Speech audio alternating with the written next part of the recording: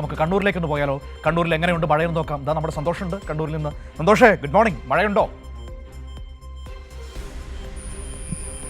Manu, good morning. കണ്ണൂരിൽ ഇപ്പോൾ മഴയ്ക്ക് ശമനമുണ്ട്. ഇന്നലെ രാത്രി മുതൽക്ക് തന്നെ മഴ കുറഞ്ഞ നിലയാണുള്ളത്. പകലും കാര്യമായ രീതിയിൽ മഴ പെയ്തില്ല. എന്നാൽ ഇന്ന് കണ്ണൂർ ജില്ലയിൽ ഓറഞ്ച് അലർട്ട് പ്രഖ്യാപിച്ചിരിക്കുന്ന സാഹചര്യത്തിൽ വിദ്യാഭ്യാസ സ്ഥാപനങ്ങൾക്ക് ജില്ലാ കളക്ടർ അവധി നൽകിയിട്ടുണ്ട്. പ്രൊഫഷണൽ കോളേജുകൾ ഒഴികെയുള്ള സ്ഥാപനങ്ങൾക്കാണ് അവധി നൽകിയത്. അതേസമയം തന്നെ ഓറഞ്ച് അലർട്ടുമായി ബന്ധപ്പെട്ട മുൻകരുതലുകൾ ജില്ലാ ദുരന്ത നിവാരണ അതോറിറ്റി താലൂക്കുകൾക്ക് നൽകിയിട്ടുണ്ട്. ജനങ്ങളോട് ജാഗ്രത പാലിക്കണം എന്നുള്ള നിർദ്ദേശവും നൽകിയിട്ടുണ്ട്. പ്രധാനമായും ഈ മലയോര മേഖലയിലാണ് കണ്ണൂർ ജില്ലയിൽ മഴയുടെ പ്രശ്നങ്ങൾ കാര്യമായി ഈ കഴിഞ്ഞ 3-4 ദിവസങ്ങൾക്ക് മുൻപ് തുടങ്ങിയ മഴയിൽ ഉണ്ടായത്.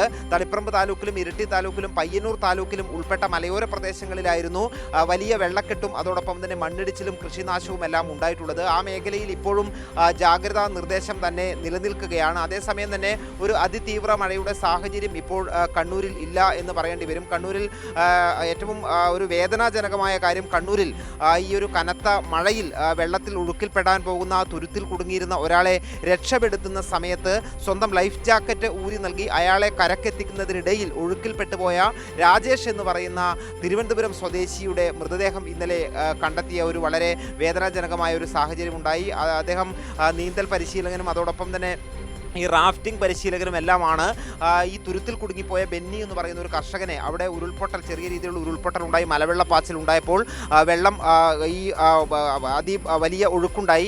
അവിടെ വടം കെട്ടി ഇവർ 3-4 സുഹൃത്തുക്കൾ ചേർന്ന് ഈ ബെന്നി എന്ന് പറയുന്ന ആളെ കരക്കെത്തിക്കാൻ ശ്രമിക്കുകയായിരുന്നു. കരക്കെത്തുന്നതിന് തൊട്ട് മുൻപാണ് ഈ കൈ വടത്തിൽ നിന്നും വിട്ടുപോയത് രാജേഷ് ലൈഫ് ജാക്കറ്റ് ധരിച്ചിട്ടുണ്ടായിരുന്നു രക്ഷപ്പെടുത്താൻ പോകുന്ന സമയത്ത്. അത് ഈ രക്ഷപ്പെടുത്തുന്ന ആൾക്ക് ഊരി നൽകിയിരുന്നു. അതുകൊണ്ട് ലൈഫ് ജാക്കറ്റ് ഉണ്ടായിരുന്നില്ല. അതിനുശേഷം ഒഴുക്കിൽപ്പെട്ട 2 ദിവസത്തിന് ശേഷം ഇന്നലെയാണ് ആ മൃതദേഹം കണ്ടെത്തിയത്. അത് കണ്ണൂർ ജില്ലയിലെ ഈ ദുരന്തത്തിൽ വലിയൊരു, അതായത് കഴിഞ്ഞ ദിവസങ്ങളുണ്ടായ മഴയിലും പ്രളയത്തുമെല്ലാം വലിയൊരു വേദനാജനകമായ സംഭവമായി അത് മാറിയിട്ടുണ്ട്. അതോടൊപ്പം തന്നെ ഈ കണ്ണൂർ ജില്ലയിൽ വലിയ കൃഷിനാശവും ഈ വീടുകളൊക്കെ തകർന്ന സാഹചര്യം ഉണ്ടായിട്ടുണ്ട്. ഏതായാലും ഇപ്പോൾ ആശങ്കയുടെ ഒരു അന്തരീക്ഷം മാറിയിട്ടുണ്ട്. എല്ലാ സ്ഥലത്തു നിന്നും വെള്ളക്കെട്ട് ഒഴിഞ്ഞിട്ടുണ്ട്. അതോടൊപ്പം തന്നെ മഴയില്ലാത്തത് കൊണ്ട് തന്നെ ഈ മലയോര മേഖലയിൽ ഉൾപ്പെടെ ഇപ്പോൾ ആശ്വാസമുണ്ട്. മനു, വിവരങ്ങൾ നൽകിയത്. ഏതായാലും കണ്ണൂർ ജില്ലയിൽ മഴ മെല്ലെ ഒന്ന് കുറഞ്ഞു നിൽക്കുകയാണ്. അതിൻ്റെ ഒരു ആശ്വാസം സന്തോഷിൻ്റെ ആ വാർത്തയിൽ നമുക്ക് കാണാൻ കഴിയുന്നുണ്ട്. Thank you Santhosh.